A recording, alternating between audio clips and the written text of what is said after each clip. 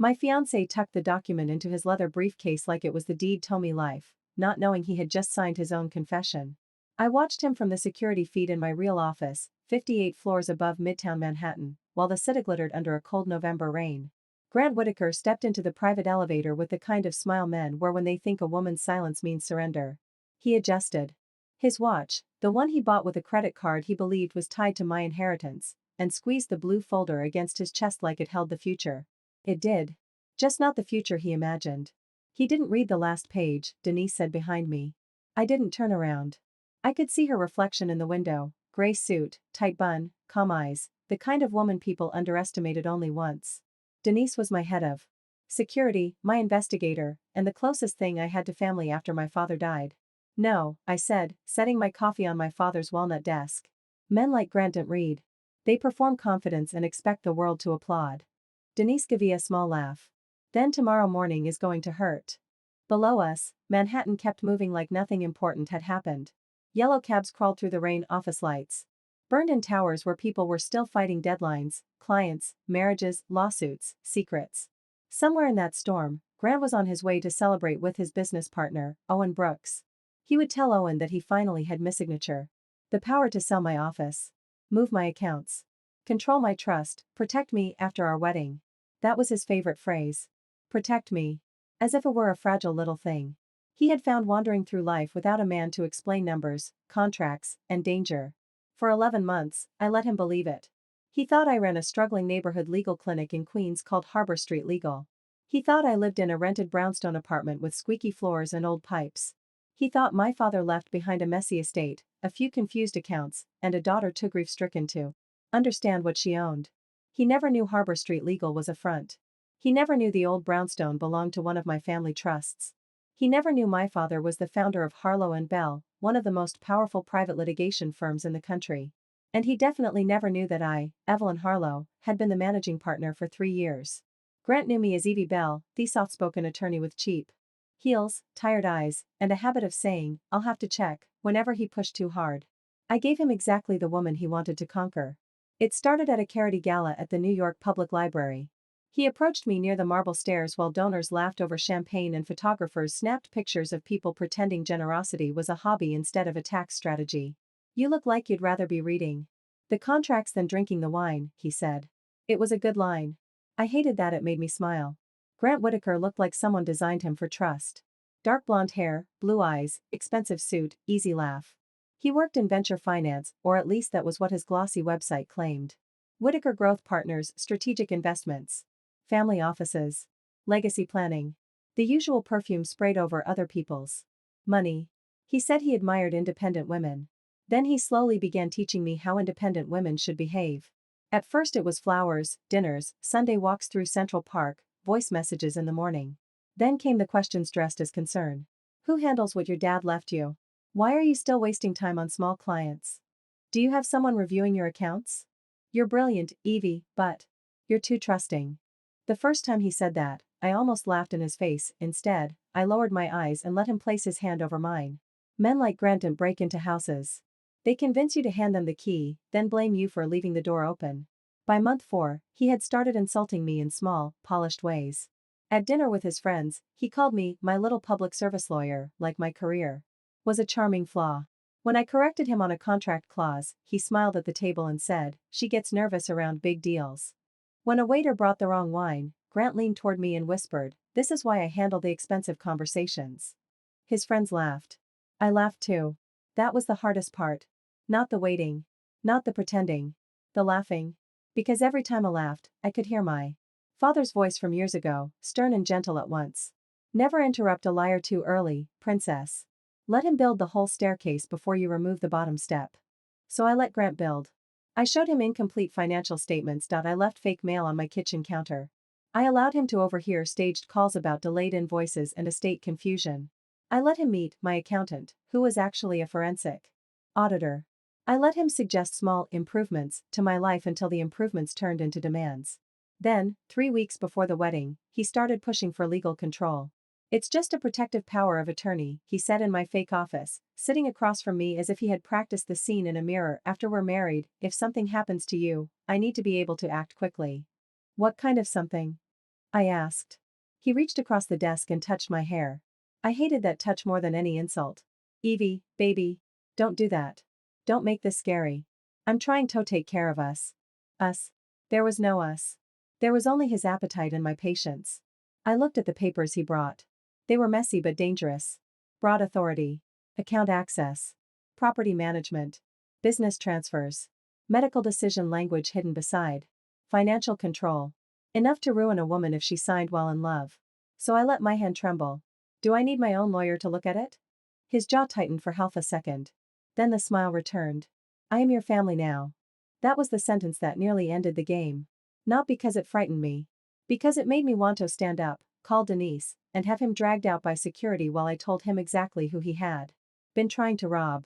But anger is expensive when spent too early. So I nodded. I trust you. The lie made his eyes shine. He slid the papers forward. I signed where I was supposed to sign. Then I pulled out another packet and told him my assistant had prepared a duplicate acknowledgement for my records. He didn't even look at the heading. He signed every page. Initialed every clause. Pressed his thumb to the notary seal. Because the notary asked him to. That notary was real. The document was real. The trap was real. What Grant signed was not a power of attorney. It was a sworn acknowledgement of fraudulent intent, unauthorized charges made in my name, attempted asset manipulation, forged listing documents, conspiracy with his business partner, and consent for all related recordings and financial trails Tobe delivered to law enforcement. Everything had been reviewed by 4 attorneys, 2 retired federal prosecutors, and my father's oldest friend, Judge Marion Wells, who had once told me, if you're going to destroy a man in court, make sure he carries the match. Grant carried it proudly. On the screen, I watched him leave my fake office and enter a black SUV. Denise tapped her tablet, and the feed changed to a private lounge downtown. Owen Brooks was already there, sitting under a brass lamp with 2 glasses of scotch. Grant walked in laughing. Owen stood and hugged him. Tell me she signed. She signed everything, Grant said. Didn't read a word. They clinked glasses. Denise turned up the audio. Tomorrow, Grant said, I start moving the accounts. After the wedding, I sell that little queen's office and convince her to stay home. She LLCRY for a week, then thank me for taking pressure off her. Owen smirked. And the trust? She thinks it's complicated. I'll make it look more complicated. By the time she figures anything out, we'll have cleaned it. What about the wedding? Grant leaned back. The wedding is the hook. Nobody suspects the concerned husband. I felt something cold move through me chest, but not for me. For Lila Dawson, who lost her savings after Grant convinced her to invest in a private fund that never existed. For Meredith Shaw, who lost her condo in Boston after signing a temporary transfer to protect it from a fake lawsuit. For Ruth Whitaker, Grant's aunt by marriage, who had been talked into liquidating her retirement account for a company registered to Grant's mother. All 3 women would be in my office tomorrow morning. Grant thought I was his first clean victory. He had no idea I was the woman they found after he left them with nothing. Denise muted the sound. Do you want to cancel dinner? I looked at the rain running down the glass. Somewhere in me reflection was the woman Grant thought he had invented, quiet, grateful, easily embarrassed, desperate to be chosen. No, I said. Denise frowned. You sure? Tonight, I'm still his sweet little fiancé. I stood, opened the drawer, and took out the simple pearl earrings I wore whenever I played Evie Bell. I put them on slowly, watching my own face harden in the glass.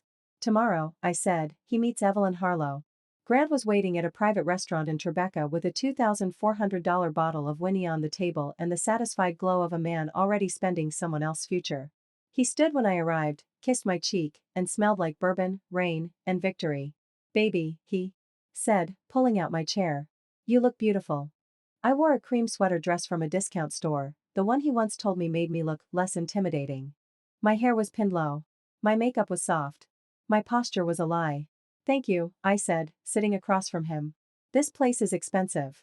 His smile widened. Tonight is special. What are we celebrating? Our future. In my left earring, a tiny transmitter carried every word to Denise. Grant poured the wine himself, as if the gesture proved tenderness. The hard part is over. The paperwork, the planning, the legal protection. Now we can focus on the wedding. The Hamptons house? I asked. He ached for my hand. Already handled. Denise's voice came through my hidden earpiece. He just charged $87,000 to the decoy corporate card for the venue deposit. I lifted my water glass to hide my expression. Isn't that too much? I asked. Grant squeezed my fingers. Evie, you don't have to think that way anymore. Money makes you anxious. Let Meckery that. There it was again. The cage disguised as comfort. I don't want Toba burden, I whispered. His eyes softened, but not with love. With ownership, you could never be a burden to me. But after we're married, things need structure. You'll feel better. Once we sell Harbor Street Legal. My office? Our office, eventually. But honestly, baby, it drains you. Those clients drain you. You come home exhausted, and for what? Tenant disputes? Immigration paperwork? Little family fights? You're not built for that. I looked down. He continued, warmed by his own authority. I spoke with a commercial broker. Just to explore options. Denise said in my ear, broker uploaded the listing 8 minutes ago using your forged authorization. My stomach tightened. Not because I was surprised. Because each new crime was another brick in the wall that would fall on him. I wish you had asked me first, I said softly. Grant sighed, the way men sigh when they want credit for tolerating a woman's feelings. I knew you'd get emotional. That's why I handled it. I let silence sit between us. Hemistook it for. Shame. Look, he said, leaning closer, you are smart. Nobody is saying you aren't. But there's a difference between being a good little lawyer and managing real wealth. Good little lawyer. I felt Denise go quiet in my ear. She knew that phrase hit something in me. When my father died, board members twice my age Trieto call me emotional. Opposing counsel called me decorative. Journalists called me an heiress playing. Lawyer. I earned every inch of my place while men like Grant inherited rooms and called it skill. I smiled faintly. I'm lucky you understand these things. He relaxed. Exactly. For the next hour, he talked too much. That was another thing about men like Grant. Once they believed they had won, they confused confession with conversation. He talked about moving our money into safer accounts.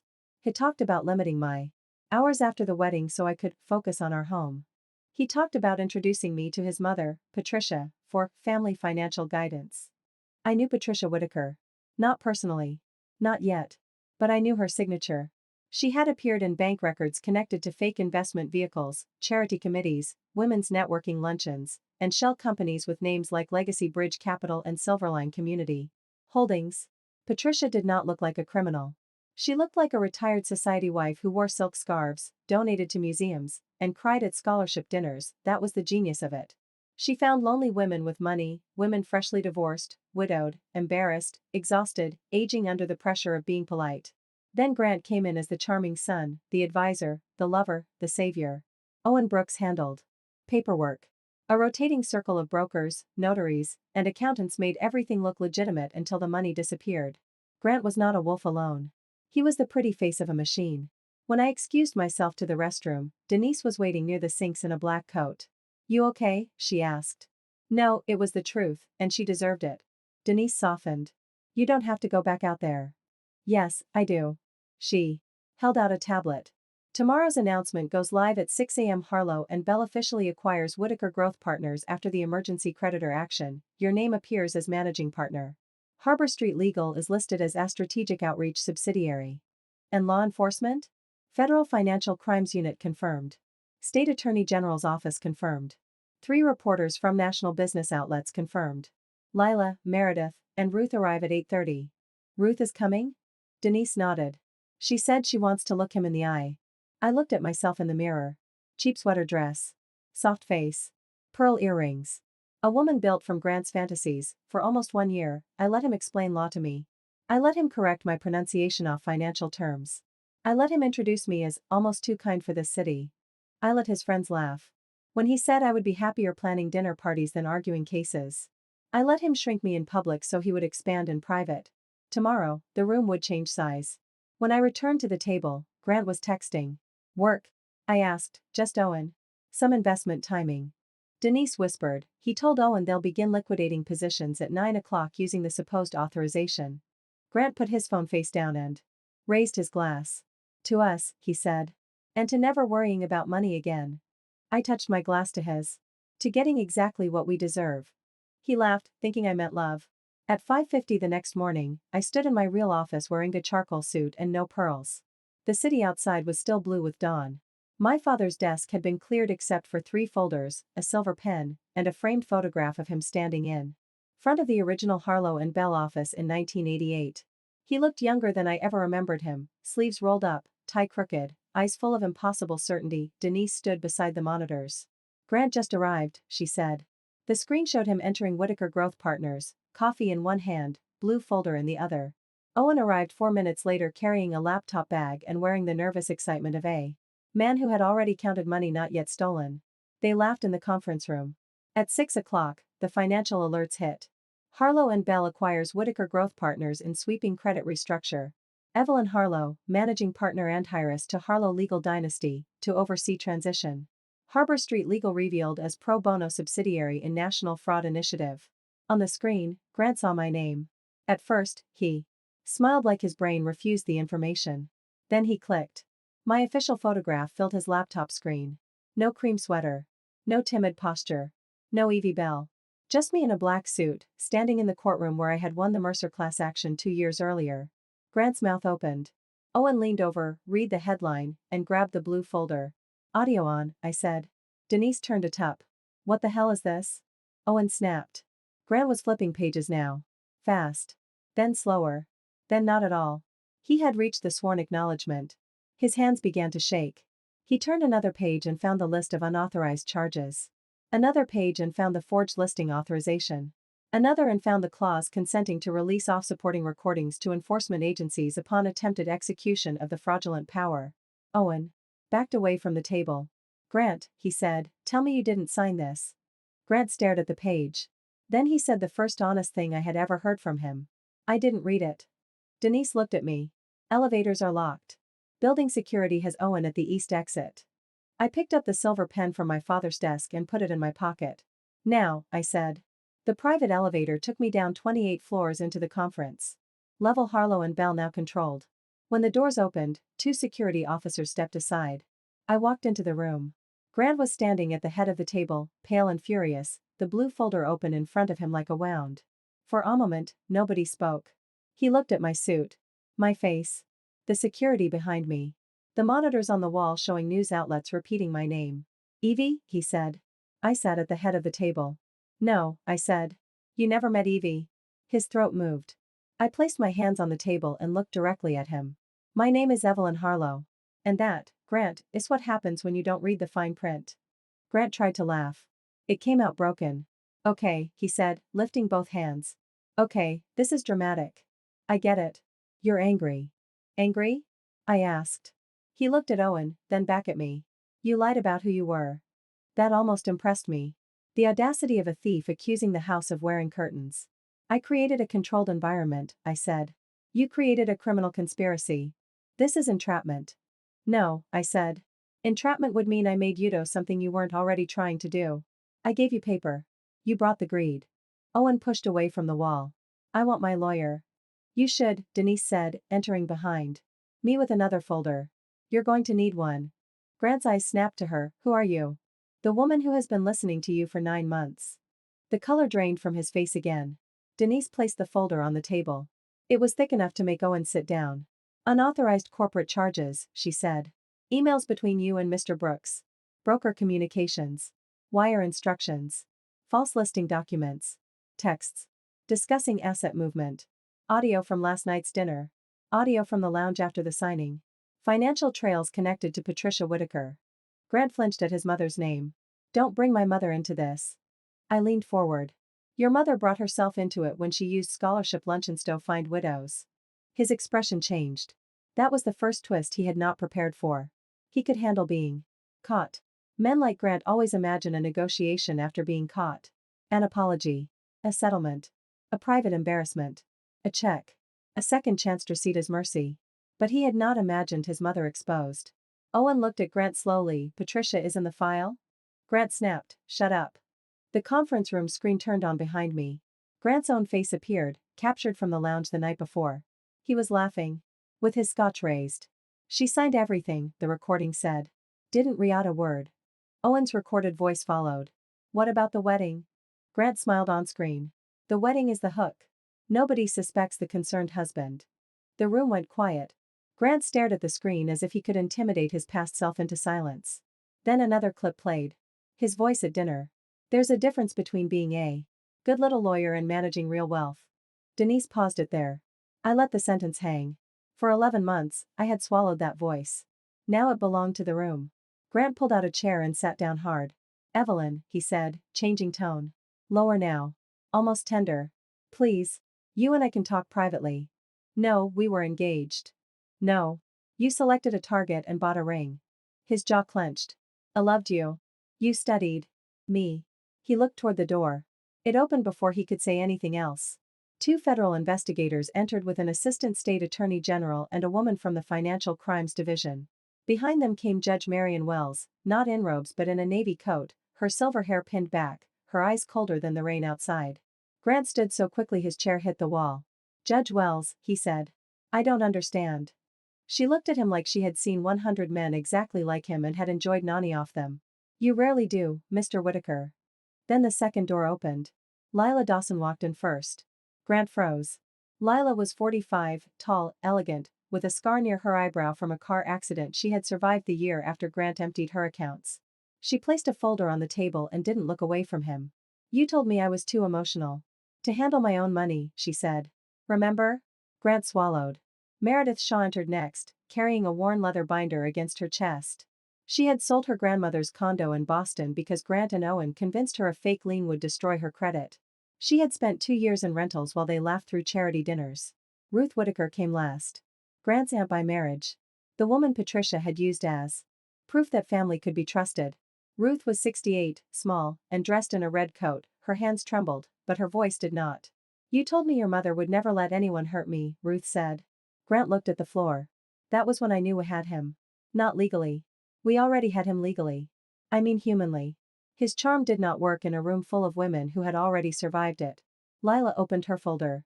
Bank statements. Wire records. Emails from Grant. Meredith placed down her binder. Property transfer documents. Owen's notarized instructions. The forged amendment. Ruth stepped forward and put a small envelope on the table. Patricia's handwritten note telling me to liquidate before the opportunity closed. Owen stared at the envelope like it had teeth. Grant whispered, Aunt Ruth. She smiled sadly. You stopped calling me that when the money cleared. I watched him shrink. Not collapse. Men like Grant do not collapse when exposed. They reorganize. They search for the weakest wall. They find the woman most likely to forgive. His eyes came back to me. Evelyn, he said, whatever happened with them has nothing to do with us. The room felt suddenly airless. Lila took one step forward. Us? Meredith's hand tightened around her binder. Ruth closed her eyes. I stood. There is no us, I said. There is a pattern. And today, the pattern ends. At 8:57, reporters began gathering in the lobby. By 9:20, the story had moved beyond business news. By 10 o'clock, the phrase romance fraud network was everywhere. Grant still believed there was a version of the morning he could survive. Then Denise revealed the map. It appeared on the conference screen in clean blue lines, accounts in Delaware, Miami, Nevada, and the Cayman Islands. Shell companies connected through Patricia's charities. Transfers routed through Owen's consulting invoices. Real estate purchases under family trusts. Payments to brokers. Payments to notaries, payments to 2 accountants who had suddenly resigned 6 months earlier. The machine had a skeleton. And every bone had a name. Grant stared at the map. Owen whispered, You said she only had the decoy accounts. Grant turned toward him slowly. In every partnership built on theft, betrayal waits near the exit. I looked at Owen. Mr. Brooks, the State Attorney General's office is prepared to discuss cooperation. Grant snapped, Don't say anything. Owen laughed once, a terrified little sound. You signed a confession. You were part of it. You said she was nobody. I felt the words like a slap, even though they proved everything. Nobody. That was what Grant needed me to be. Nobody with a father's name. Nobody with training. Nobody with anger. Nobody with friends. Nobody with cameras. Nobody with a firm powerful enough to buy his company out from under him before breakfast. I walked to the window overlooking the lobby. Cameras flashed below. Security held the line. A reporter from a national network was speaking into a microphone under the Harlow and Bell logo. The firm my father built. The firm Grant thought I was too soft to run. When I turned back, Grant was looking at me with something close to hatred. There it is, I said. What? The real face. I wondered when I'd finally see it. You ruined my life. No. I documented it. You humiliated me. You proposed to me so you could rob me. You let me believe you loved me. I almost smiled, but there was no humor left in me. That bothered you? Being misled by someone you trusted? He went silent. Good. Some lessons do not need explanation. The investigators began separating them for interviews. Owen asked for counsel and then immediately asked what cooperation would mean. Grant refused to answer questions. Patricia Whitaker's attorney called twice before noon, which told Meher accounts had already started freezing. But the biggest blow came at 1:15 p.m. Denise entered my office with a tablet. You need to see this. On the screen was a video from a private charity luncheon 5 months earlier. Patricia stood beside a podium, silk scarf perfectly tied, speaking to a group of women about legacy, safety, and trusting the next generation. Then the angle shifted. A service hallway camera captured Patricia handing Owen a list. Denise paused and zoomed in. Names. A list of potential targets. My name was there. So were 14 others. Not leads. Not clients. Not investors. Women. Each name had notes. Widowed. No children. Recent settlement. Divorced. Owns commercial property. Daughter of Harlow. Grief window. Low confidence presentation.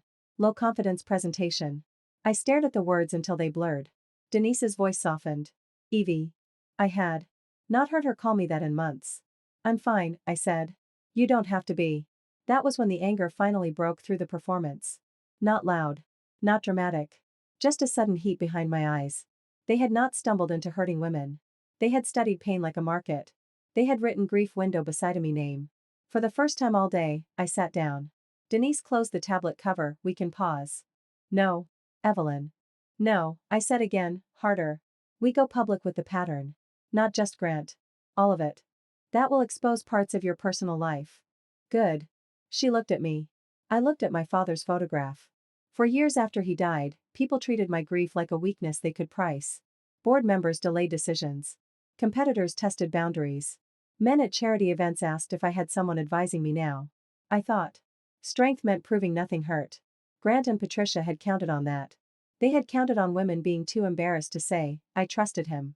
Too ashamed to say, I signed. Too tired to fight people who knew how to make theft look like romance, family, or care. I opened the tablet again and looked at the list. Call the reporters, I said. Conference room A, 3 o'clock. At 3 o'clock, I stood before the cameras with Lila, Meredith, and Ruth beside me. Grant was already in custody for questioning. Owen was negotiating. Patricia's townhouse had reporters outside. The story had become too large for anyone to bury. I placed both hands on the podium. My name is Evelyn Harlow, I began. This morning, Harlow and Bell completed the acquisition of Whitaker Growth Partners as part of a legal action tied to an ongoing financial fraud investigation. Camera shutters clicked. But I am not here to discuss an acquisition. I am here because men with credentials, charm, family names, and expensive suits have been using love as a contract and trust as a weapon. The room went still. I continued, for nearly 1 year, I allowed myself to be treated as a target so we could document a larger network. I was insulted. Minimized. Pressured. Lied to. Proposito. Not because I lacked power, but because many victims are not believed unless the predator is caught in the act. Lila's shoulder brushed mine. I did not look at her, but I felt the strength of it. We are turning over evidence involving forged documents, fraudulent transfers, predatory investment schemes, and a target list of women selected based on grief, divorce, isolation, age, or family wealth. A reporter shouted, Are you saying your fiancé targeted you? I looked straight into the camera. I am saying he chose the wrong woman to underestimate. That sentence traveled fast. By evening, it was everywhere. But the story was not over. The next morning, Patricia Whitaker appeared on television through her attorney. She denied everything. She called me unstable. Vindictive. A wealthy woman punishing a man for ending a relationship, she said Grant was guilty. Only of loving too hard and trusting the wrong business partner. Then she made the mistake that ended her. She mentioned my father. Evelyn Harlow has always lived under the shadow of her father's empire, Patricia said outside her townhouse, pearl necklace bright against her black coat. Perhaps she needed a public villain to prove she could stand on her own. I watched the clip twice. Denise stood behind me, arms crossed. Do not answer emotionally. I won't. Your face says otherwise. My face ice off the record. At 9 o'clock that night, an encrypted file arrived from Owen Saturny. Cooperation had begun. Inside was the final twist. Patricia had not only helped Grant target women. Years earlier, she had tried to target my father. There were emails from 6 years ago, before his illness became public, when Patricia had attempted to pitch him a private philanthropic investment vehicle. He refused. Then he had his internal team quietly review her network. My father had known something was wrong. He had opened a file. He had named it letterhead. Inside were notes, partial records, and a handwritten memo scanned into the system. Patricia Whitaker presents a society fundraiser, possible use of charitable structures to launder reputation and funds. Watch for romance-based access through Sun. Through Sun. My father had seen Grant coming years before Grant ever met me. But the file had been buried after my father died. Not by accident. By a senior partner who later resigned and joined a fund connected to Patricia. I sat alone in my office long after midnight, reading my father's memo until the words became unbearable. He had tried to warn the future. I had found the warning too late. For a few minutes, I was not Evelyn Harlow, managing partner. I was 31 again, standing beside a hospital bed, listening to my father tell me Tori had everything twice and trust grief slowly. Denise knocked once and entered without waiting. You found it, she said. You knew? I suspected there was an old file. Your father mentioned Patricia once. He called her dangerous in Kashmir. That almost made me laugh. Almost. Denise sat across from me. There's more. I looked up. She placed a printed page on the desk. It was a payment record. $500,000 routed from a Patricia-linked entity to a consulting company owned by Martin Keene, the senior partner who tried to push me out after my father's death. Martin had told me I was too young to lead. Too emotional. Too attached to pro bono work. He had smiled at my father's funeral and then spent 8 months trying to strip authority from me while I was still learning how to breathe without crying in elevators. Now I understood. He had not doubted me. He had been paid to weaken me. That was the third twist. Grant was not the beginning of the attack. He was the second wave. Patricia had wanted access to Harlow and Bell for years. My father blocked her. Martin helped her after he died. Grant was sent not only to rob me, but to marry into the firm's ownership structure, influence my trust, and eventually force a merger that would give their network legal cover. This was never just romance fraud. This was an attempted takeover wearing an engagement ring. I felt the room tilt. Then settle. Very slowly, I took my father's silver pen from my pocket and placed it on the desk. Wake up, Marion, I said. Denise checked her watch. It's 12:42. She'll be angry if we wait. Judge Marion Wells answered on the second ring. By sunrise, Harlow and Bell filed emergency actions in 3 jurisdictions. By noon, Martin Keene's assets were frozen. By 2 o'clock, Patricia's charity foundation suspended operations. By evening, 7 more women had contacted our office. By the end of the week, the number was 22. Some had lost money. Some had lost homes. Some had lost years blaming themselves. None of them were nobody. Grant asked to see me before his first major hearing. I said no. Then Ruth called me. He needs to see one woman he failed to break, she said. Let it be you. So I went. Not alone. Denise came with me and stood behind the glass. Grant sat in a gray interview room wearing a county-issued jumpsuit that made him look smaller than I remembered. Without the watch, the suit, the restaurant lighting, the adoring audience, he seemed almost ordinary. That was the most disturbing part. Evil does not always arrive with thunder. Sometimes it asks about your day and learns your bank passwords. He looked up when I entered. For a second, I saw the old calculation. Could he charm me, shame me, seduce me, make me remember a version of him that never existed? Then he saw my face and gave up. You came, he said. Ruth asked me to. Pain flickered across his expression. How is she? Freezing every account connected to your mother. He laughed bitterly. That sounds like her. No. It sounds like justice. He leaned back. You think you're different. From me? Yes. You lied for almost a year. To stop you. You enjoyed it. I sat down. No, I said. That is what makes us different.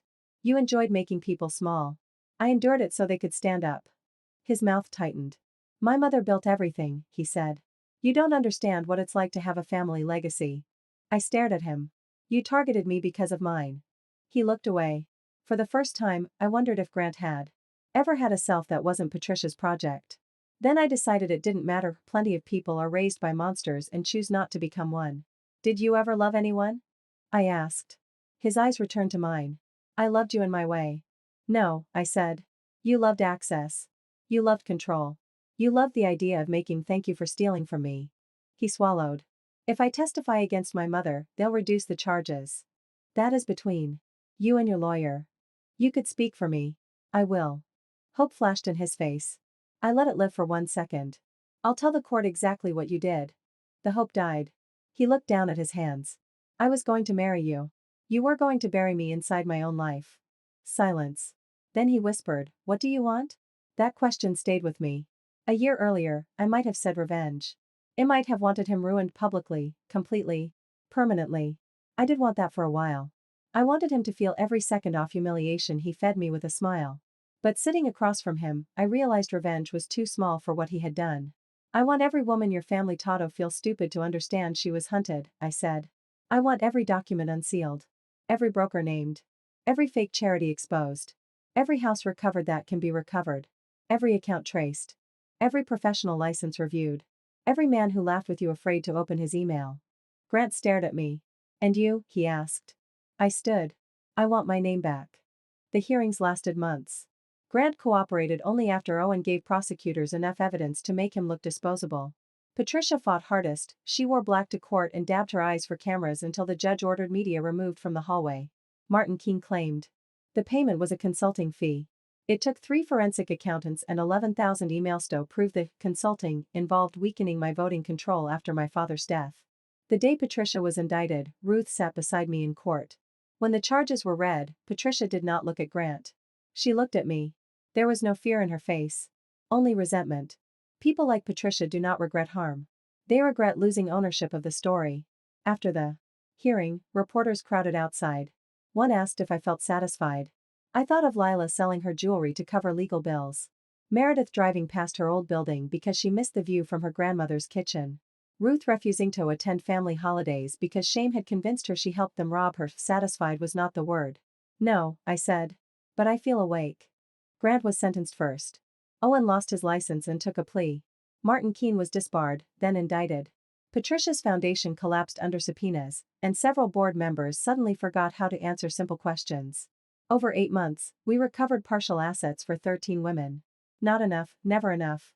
Money returns differently after betrayal. A house is not just a house after someone steals the safety from it. A bank account is not just numbers after love was used as a crowbar. So Harlow and Bell created a permanent unit for victims of intimate financial fraud. We called it the Fine Print Project.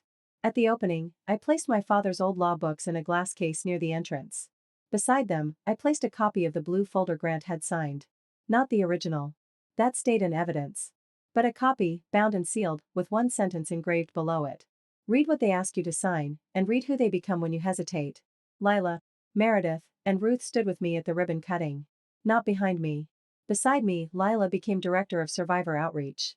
Meredith built a housing recovery partnership for women who lost property through coercive transfers. Ruth led family fraud education, and nobody in any room dared treat her like a fragile old woman again. Denise refused a title at first. "I don't do ceremonies," she said. It gave her an office anyway. She pretended to hate it. 1 year after Grant tucked that blue folder into his briefcase, I returned to the restaurant in Tribeca. Not alone. Denise came. So did Lila, Meredith, Ruth, and 4 women who had won settlements that month. We sat at the same table where Grant had toasted to never worrying about money again. We ordered coffee instead of wine. For a while, nobody mentioned him. We talked about a recovered townhouse in Boston. A frozen account in Miami. A young woman in Chicago who called our hotline before signing anything her boyfriend brought her. We talked about ordinary things too. Bad dates. Good shoes. Denise's terrible cooking. Ruth's new apartment, where every piece of furniture was chosen by her and nobody else. At one point, the waiter placed the check near me. Ruth snatched it. "Absolutely not," she said. "I am paying for my own coffee like a dangerous woman." We laughed so loudly the couple at the next table turned around. I looked around at their faces and felt something in me loosen. For so long, I thought healing would be dramatic. A verdict. A headline. A door slammed in Grant's face. But sometimes healing is women laughing in a restaurant where one of them was once quietly being measured for a cage. After dinner, I stepped outside into the cold. Manhattan shone around us, hard and beautiful. In the restaurant window, I saw my reflection. Not Evie Bell, the timid attorney Grant tried to design. Not just Evelyn Harlow, the daughter of a powerful man. Not the fiancé who smiled while being insulted. I saw a woman who had learned that silence could be strategy, but it should never become a home. Denise came out beside me. "You okay?" I smiled. "No," she nodded. Then I said, "But I'm free." Later that night, I went back to my office. The building was quiet.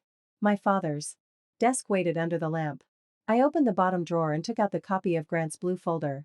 For a moment, I held it the way he had held it in the elevator, close to the chest, believing it contained a future. Then I placed it beside my father's books. Not as a trophy. Not as proof that I had won. As a reminder. Nobody gets to touch my life again without reading the fine print. And nobody gets to decide who I am before I sign my own name.